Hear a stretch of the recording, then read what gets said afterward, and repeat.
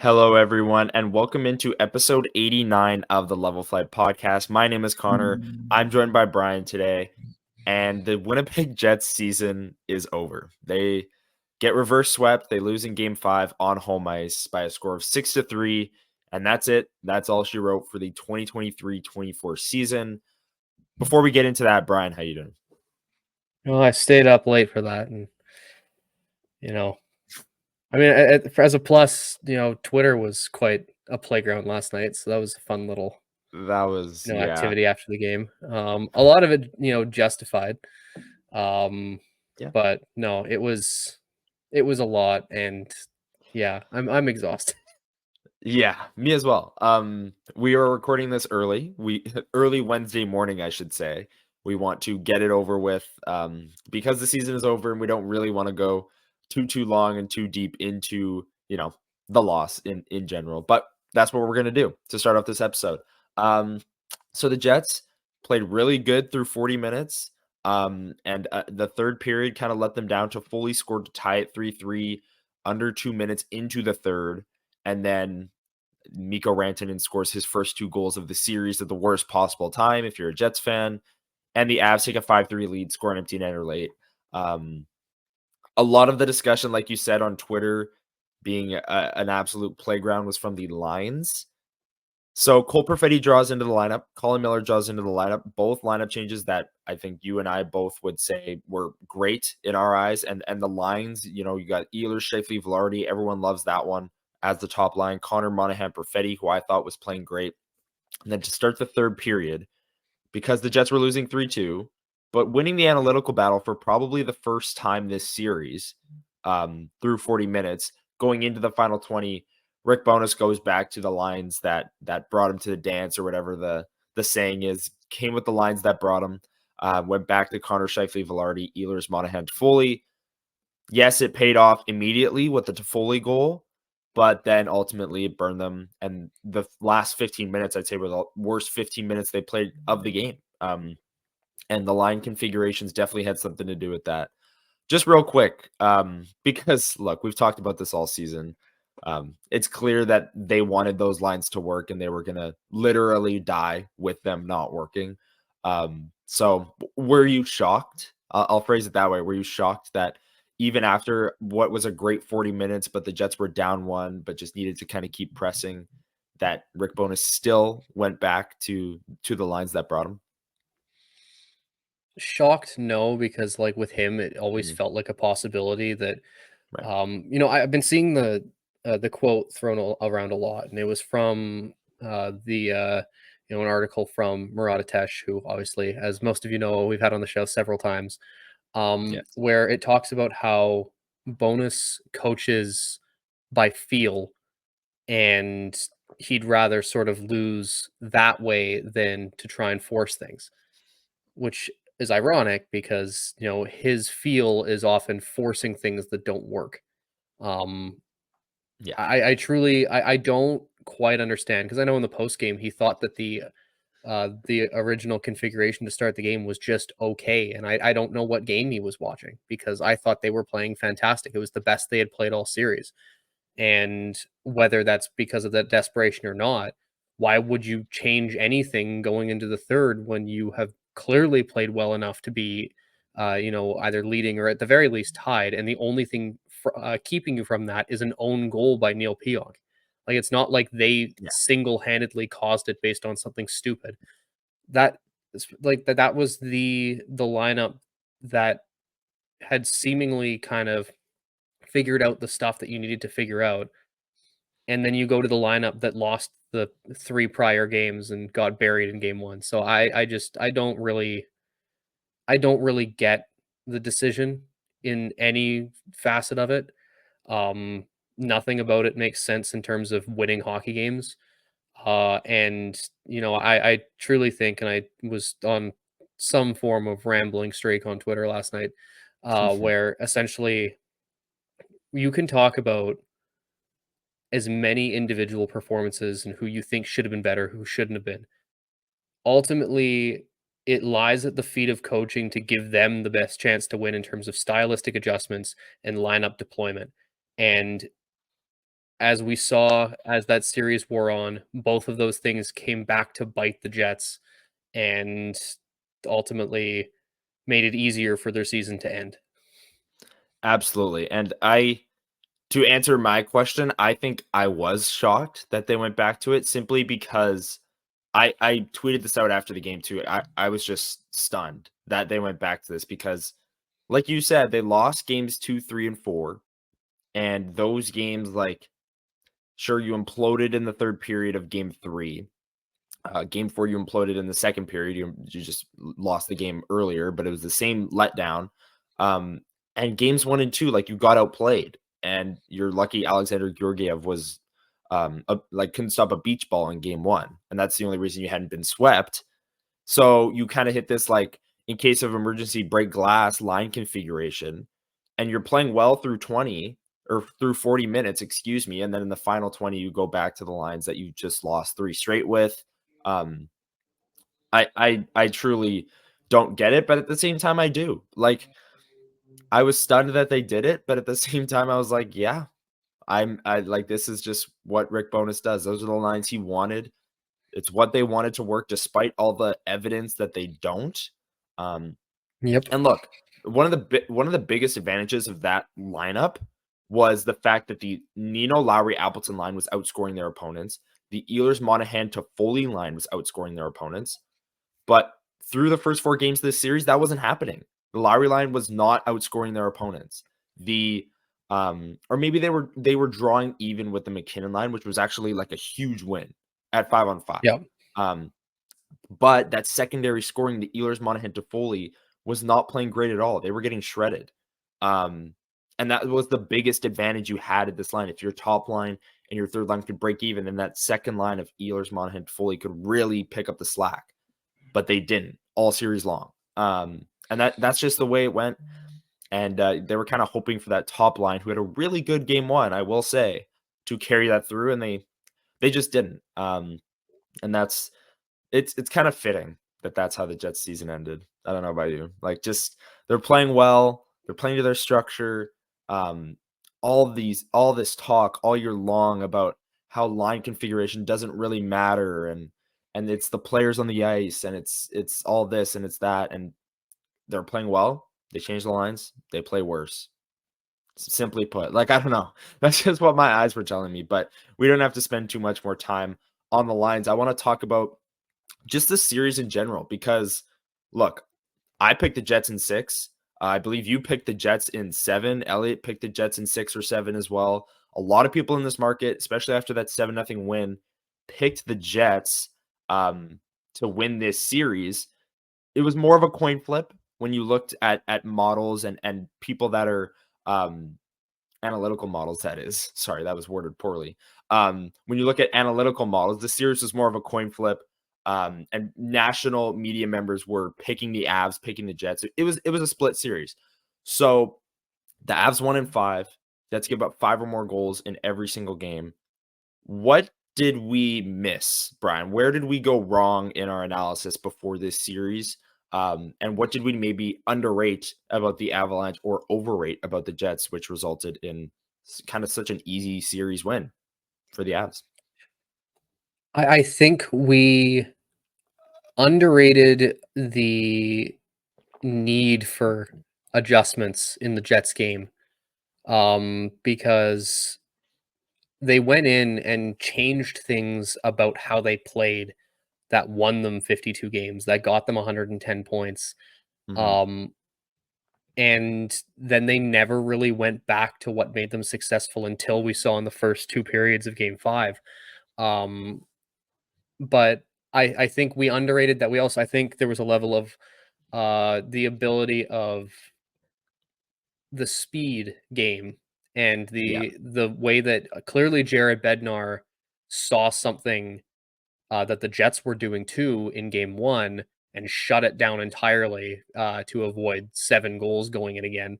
And then the Jets never scored more than 3 for the rest of the series. Yeah. So I think the speed game of the Avalanche was something we knew existed, but using it to the advantage that they did, I think kind of went it flew under our radar because we thought that the Jets, defensive structure could have done a better job of mitigating it, and I think they could have, but they altered their game plan for no particular reason. Like there's a reason they won as many games. There's a reason they finished fourth in the NHL. Like they stuck to their game plan, and yeah, it got rough at sometimes, and they lost 6 in a row, but they got back to it. Late in the season, there they won 8 games in a row in the regular season, and then it's like they said, "Okay, this is playoffs. Let's change something now." You didn't need to, and Yeah, even if you could have started with that system, and maybe it doesn't work, then you adjust. But um, I feel like the overall feeling for me was I think we misjudged the ability of the Avalanche to adapt. for sure. What did I forget if I brought this up on, I think it was episode 88 of the Low Flight podcast, where I brought up the coaching advantage. That's something that really flew under the radar. Like Jared Bednar is one of the best head coaches in the league. His move to move Valerie Nichushkin up to that top line with McKinnon and Rantanen, and then Nichushkin goes on to score 7 goals, which ties an Avs playoff record for single goals in a series. Like that's an adjustment that won them the series in a way. Like that's a tactical adjustment. That's a coach making a move, and it paying off in a big way. I think for me, the biggest things that we underrated in this series were, you brought it up, the slow versus fast. The Jets were always a slow team, even in the regular season. But in the regular season, they could wear teams down on the cycle, possess the puck a ton, play to their defensive structure so teams wouldn't get to the middle of the ice. And that stuff can kind of downplay the fact that you would get burnt in transition a lot. Like if you're just dumping pucks in, cycling it, holding it, there's less of the game being played in the neutral zone. Like that's just a fact. So I think the Avs being one of the fastest teams in the league and the Jets being one of the slowest, we definitely didn't talk about that and should have. Another thing, I think we underrated. I guess to start the series, it wasn't supposed to be this way, and then Bednar made that move to put Val Nichushkin on the top line. But the 5-man unit of Nichushkin, McKinnon, Rantanen, Taves, and McCarr are just so much better than any 5-man unit the Jets could possibly put out there. I think that's another thing. And that 5-man unit is playing 20 minutes a night. And the Avs have the advantage for those 20 minutes, like no matter what. Like I I just I think we underrated how good Nathan McKinnon and Kel McCarr are in a weird way. I think that's one thing. And last thing that I think we underrated in this series, and looking back on it in retrospect, I think hindsight's 2020, obviously, but defensive structure is great. But if you don't have the individuals that can kind of, move the puck in a playoff series and deny entries and play well in the neutral zone, I think your structure falls apart completely. Structure is great in the regular season when the team you're playing just played the other night and didn't have time to really study your tactics and are just going into the game trying to play their game, like old coach speak there. But you come into a playoff series and you give Jared Bednar, like people say this all the time in the NFL, you give like Andy Reid or Kyle Shanahan a week to prepare with a bye week, and they're going to shred you the next week. You give Jared Bednar 4 days to prepare for your slow defensive structure, you're going to get shredded. And that's what happened. I think they were exposing the Jets. And exposing is a funny word because they were called frauds. And ultimately, they were the fraud squad at the end of the day. I That is do what they wish we were. would have known who said it. I do wish. Maybe it was like Nathan McKinnon, and he was like, you know what? Let's I back it know this up. perfect. Yeah, Well, I mean, yeah, like I think too, and I think I was just thinking about this now. It honestly just kind of clicked for me. I think our analysis of the Avalanche was looking at what they would be in their weakest state, and yes. we only pictured the Jets in them running high octane 8 games straight. There was no But when to we be were fair to talking us, like about that's what it was to end the season. The Avs were like kind of yeah, sputtering, spiraling, and the Jets run an 8-game winning streak. So that's what it was. But it flipped as soon as the playoffs started. Yeah, you're right. yeah, we didn't really, think about a what if situation if the Totally. second line plays the worst they've played all season. If Sean Right. Monahan doesn't show up at all in the playoffs, if Tyler Toffoli, doesn't score until, the third game and it's a weak one that goes in. Like that's the thing. Like your whole thing was Tyler Toffoli is going to score big goals in the playoffs. He didn't score a big goal in the playoffs until Game 5, and it ended up Yeah. being null and void. Like Yeah. it was a situation where we couldn't have predicted how wrong things would have gone. Yeah. Um, because we can talk about the coaching advantages and everything, and I think we all had the bonus wild card in the back of our minds because Mhm. some of the stuff he does under pressure does not make sense to us. Mhm. But I think ultimately the thing that catches us the most off guard is when players that you expect to perform don't. And so obviously, and we've mentioned this a lot, I'm not placing this fully at the feet of Connor Hellebuck because the stuff that happened in front of him, contextually, it's also just it made it way worse on him. He faced the most shots, made the most saves, Yeah. and while also allowing the most goals. But it's everything happening there. But he clearly wasn't on his A game. Mhm. Um, Most of the team wasn't on their A game, and Yeah. I think even if the McKinnon line and that top six of the Avs is on their B game, if the Jets are off, I think that would doom them. Yeah. Like it's things had to go exactly as we mentioned it, uh, for Yeah. them to really sort of bear down, and then everything went wrong. The Jets lost the adjustment battle, and it was curtains. Absolutely. I couldn't agree more. And yeah, Connor Hellebuck, he needed to be better. There's a long list of players that needed to be better in this playoff series. He was definitely one of them though. Like he's supposed to be the Jets' best player or biggest X factor, and he wasn't for the large part of the series. He was outplayed by Alexander Georgiev. That just can't happen.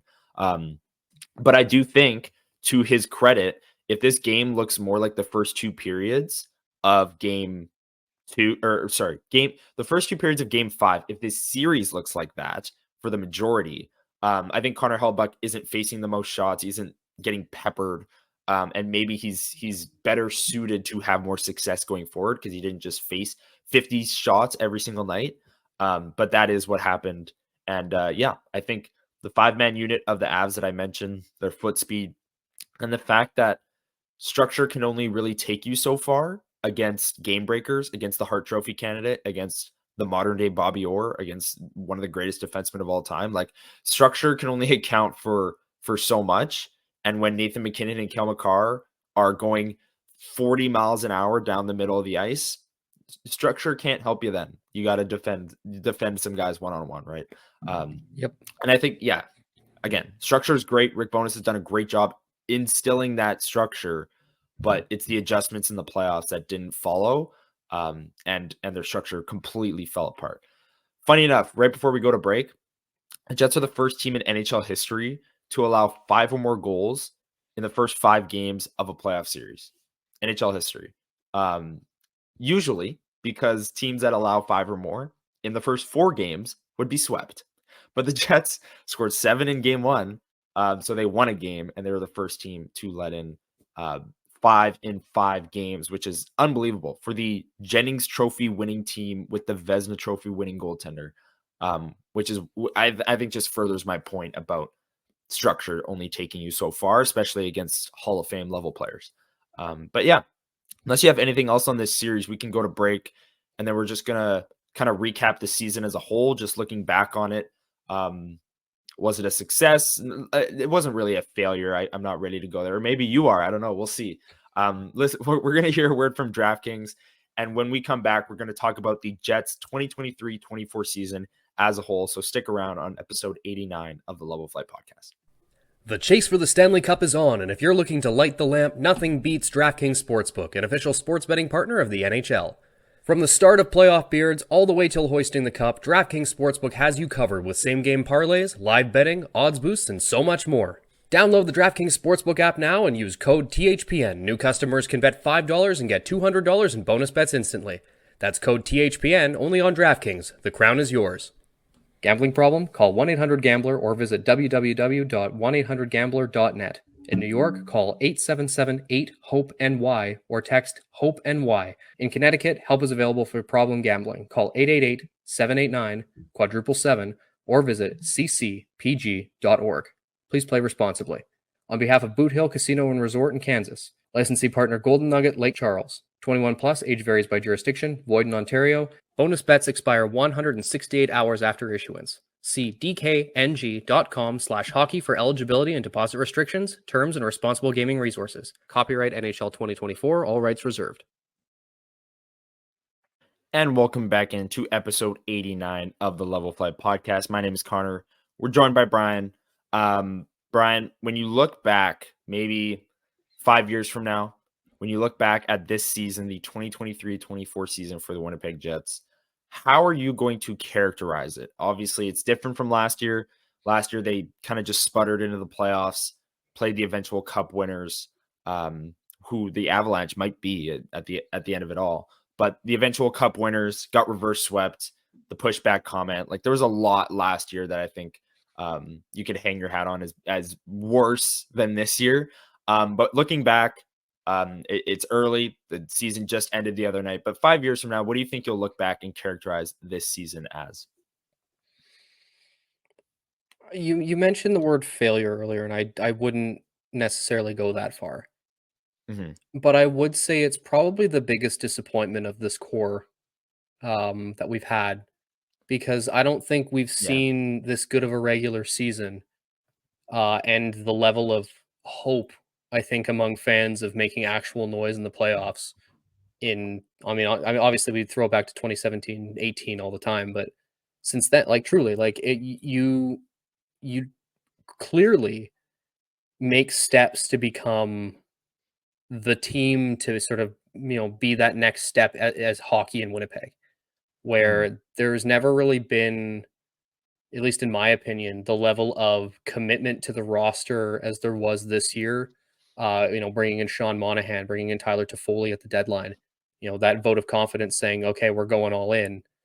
And then to crash out 5 games in, could have been swept.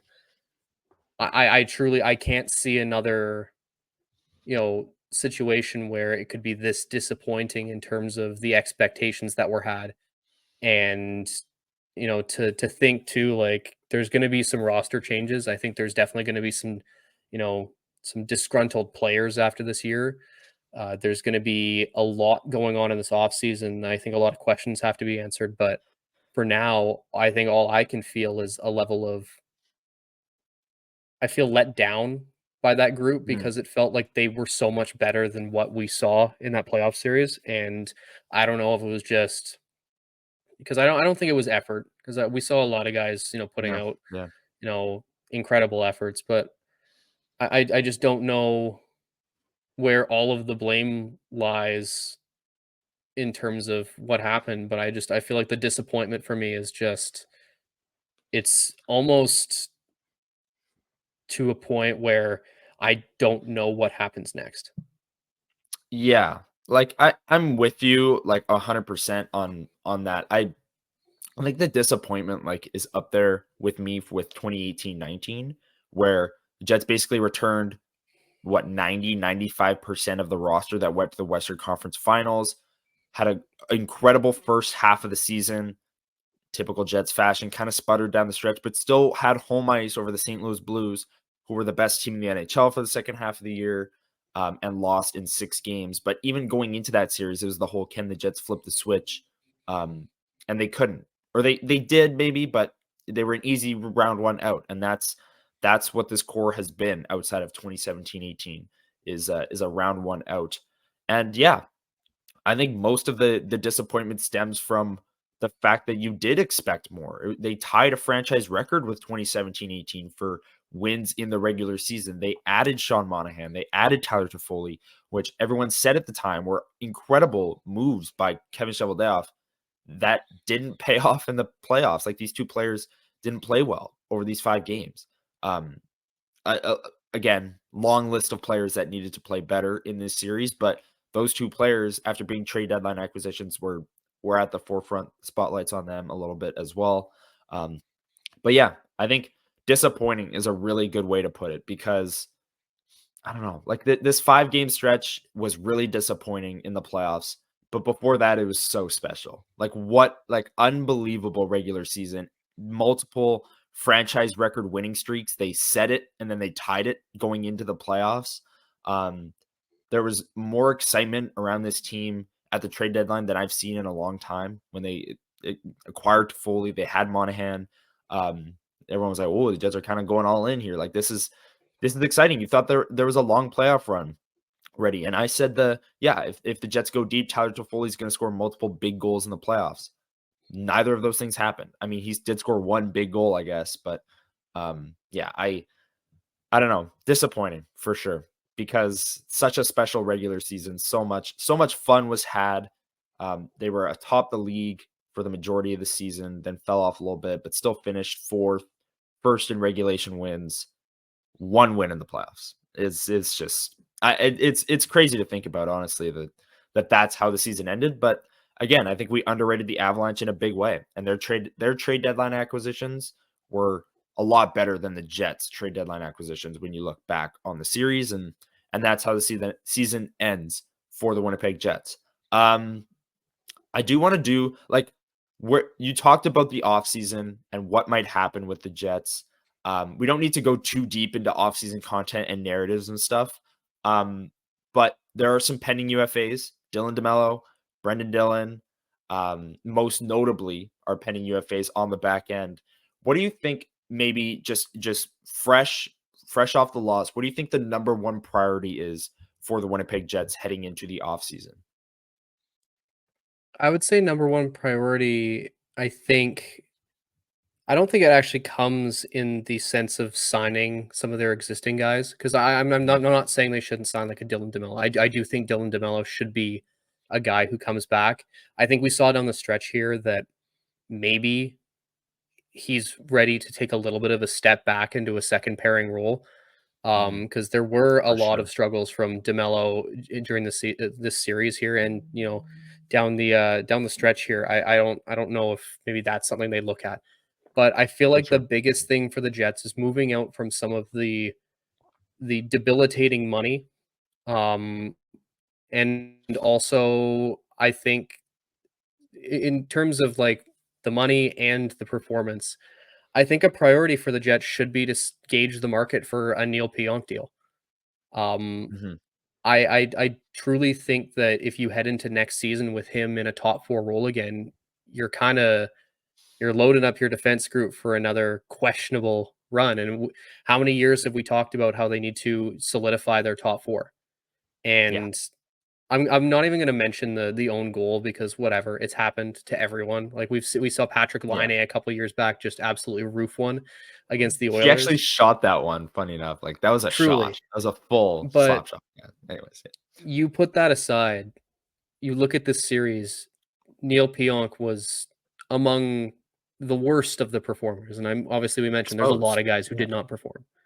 Mm. And I think that if you can find a way to move out from his deal, maybe a way to move out from Nate Schmidt, you give yourself money to move in on maybe another guy who could play in your top 4, bring some of the younger guys in. That for me is a really big priority because I think you can't block Ville Heinola anymore. He's a Jet next You year. like 100%. he I has think to he's a be. Jet. Yeah. So I truly the priority for me is picking and choosing on that back end who stays and who goes, and then Mhm. filling those spots effectively with both internal and external acquisitions. I think that's a great point. And yeah, Alex Iafallo has 1 year left at 4 million. Nate Schmidt has 1 year left at 5.9. Neil Pionk has 1 year left at 5.8. Like 1 year left, meaning next year is their last year, and then next off season. But again, it's easier to move off of guys, and like an Alex Iafallo should be tradable. That's $4 million. A guy in your fourth line that you probably want to move off of if you can. So moving out money is definitely a big priority. I think for me, the biggest priority is solving the Nikolai Ehlers situation. He's Yeah. extension eligible on July 1st. Next year, much like Schmidt and all the guys I just mentioned, next year is the last year of his deal. $6 million, top six forward on your team. If he doesn't want to resign here, which I would not be shocked if he does not want to resign here, given the fact that he's consistently being jerked around the top six and never really given top power play and a top line role. Um, I could see him not wanting to resign here. If that's the case, then you got to move him. I think the best plan of action would be to move him for a defenseman with term, given the fact that you have kind of an infusion of youth coming into the lineup here in the next couple years with all of your forward prospects that you've drafted over the past couple years. But just solving that situation, I think an extension is the best possible outcome of that, just extending Nikolai Ehlers long term. But if he's unwilling to resign, moving him It for just seems unlikely preferably at a this point. defenseman. It does. So that I think that will be the number one storyline this offseason, just predicting it now, unless something crazy happens. But the status of Nikolai Ehlers, whether or not he wants to re-sign, whether or not there is negotiations happening. What if we go into training camp and he's still on the Jets and there's no contract in place? Like, I don't know. Then It's a it's like the distraction Shifley for the rest Hellebuck. of the year. It's like the Shifley Hellebuck thing, where it's like, are you going to use this guy as a pending UFA going into the season as like a self rental? Is that the which has been proven to not be very smart, but I don't know. I think that'll be a very big storyline, and I think solving that before training camp should be the number one priority for the Winnipeg Jets, whether it's in a contract extension or a trade. Yeah.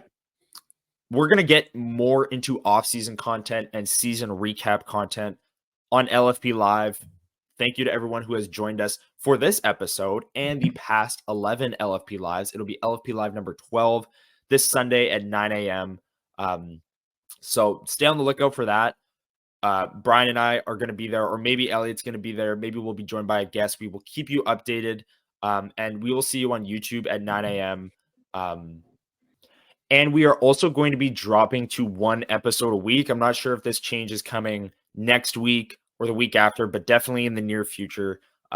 With the Jets not playing games anymore, it's kind of like not needed for us to talk about them 3 times a week. We'll be repeating ourselves a lot, especially over this next month where there's no games. So we're going to be dropping an episode from our usual content schedule. Most likely it's going to be the Tuesday episode. So we'll still have the Thursday release every single week and the Sunday at 9 a.m. But if that plan changes, we will keep you updated. But in the meantime, thank you for listening. We will join you Sunday at 9 a.m. on the Level Flight YouTube channel for LFP Live number 12. Enjoy the rest of the hockey. I usually say enjoy the games this week, but enjoy the NHL playoffs as a whole, as the Winnipeg Jets are eliminated. And thank you for everyone's support this season. We really appreciate it. Brian, any last words on the way out as the season wraps up? I mean, what you said there, where this season for the Jets, while it was as, exciting as it was for them, also gave us the opportunity to, grow as a podcast. So they may be out, and obviously the content might change a little bit from us in the coming, months here. But what we've been able to do as a podcast and growth over the last, several months, we are, immeasurably grateful to your support as viewers and listeners. So thank you so much for that. But yeah, we're not going anywhere. Yeah. Yes. Thank you, everyone. Your support does not go unnoticed, and we really appreciate it. And we're excited for a full off season of really good content. Excuse me. And then going into next season, seeing what the Jets look like, training camp, things of that nature. It'll be an exciting off season. It'll be an exciting training camp, maybe with a bit of young and exciting players. But right now, this one's gonna sting. In the words of Josh Morrissey, this one's gonna sting for a while. But thank you for tuning in. We'll see you Sunday, 9 a.m. Enjoy the rest of the NHL playoffs, everyone, and have a great week.